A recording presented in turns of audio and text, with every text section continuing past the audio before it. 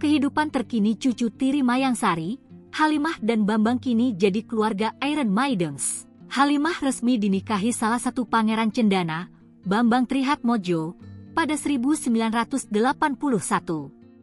Selama hampir 23 tahun menikah tanpa huru-hara, masalah mulai muncul ke pernikahan keduanya dengan hadirnya Mayang Sari. Bambang menikahi Mayang Sari diam-diam saat ia masih menjadi suami sah Halimah.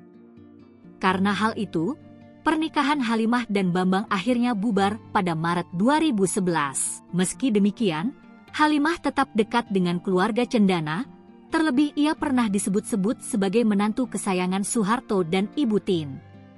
Kehidupan anak-anak Bambang Trihatmojo bersama mantan istrinya, Halimah, jarang tersorot publik. Satu nama yang jarang tersorot publik adalah putra sulung Bambang Trihatmojo bersama Halimah ini. Apalagi, pria kelahiran 22 Juni 1986 ini ternyata tidak tinggal di Indonesia. Sosok wanita yang kini jadi pendamping hidup Panji adalah Farsha Strauss. Melalui akun Instagram Farsha Adikumoro, Farsha setidaknya mengunggah 2 foto saat dirinya masih menjadi penari balet. Farsha Strauss tampaknya telah menekuni balerina sejak usia remaja atau bahkan jauh sebelumnya.